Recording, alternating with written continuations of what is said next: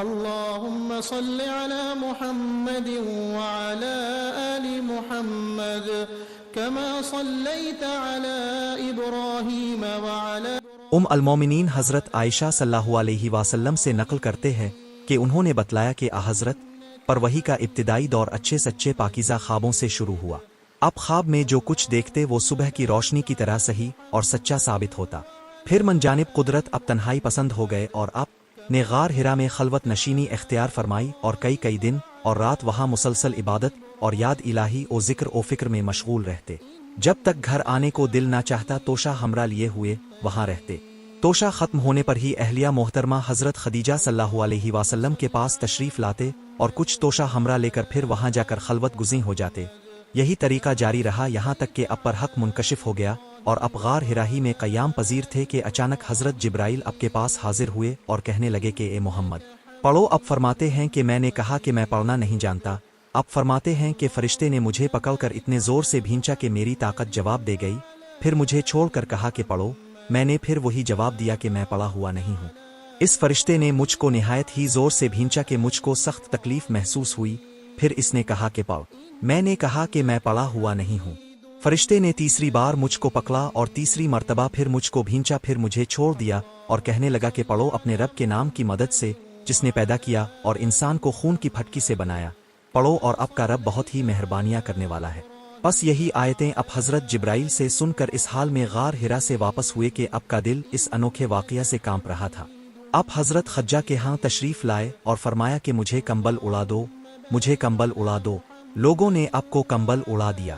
جب اب کا ڈر جاتا رہا تو اب نے اپنی زوجہ محترمہ حضرت خدیجہ صلی اللہ علیہ وسلم کو تفصیل کے ساتھ یہ واقعہ سنایا اور فرمانے لگے کہ مجھ کو اب اپنی جان کا خوف ہو گیا ہے۔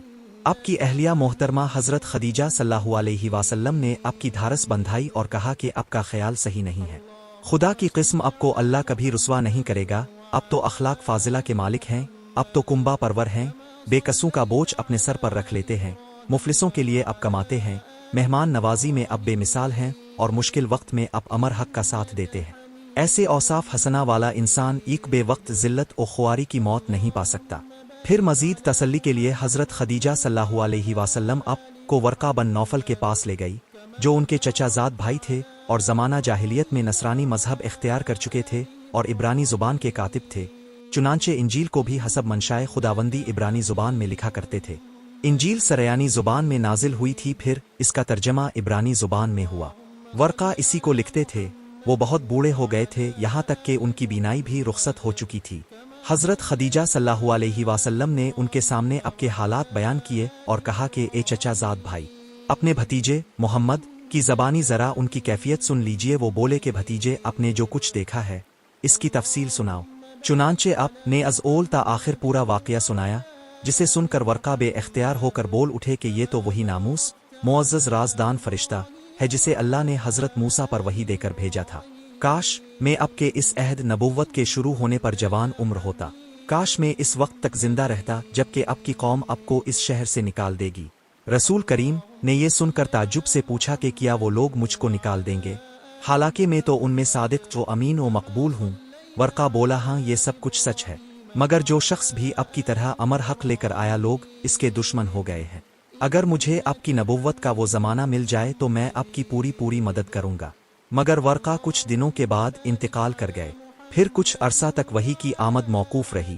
صحیح بخاری 3 کتاب وحی کے بیان میں تمہید کتاب باب اس بارے میں کہ رسول اللہ پر وحی کی ابتدا کیسے ہوئی، ترجم الباب نیز اللہ عز و جل کے فرمان کی وضاحت۔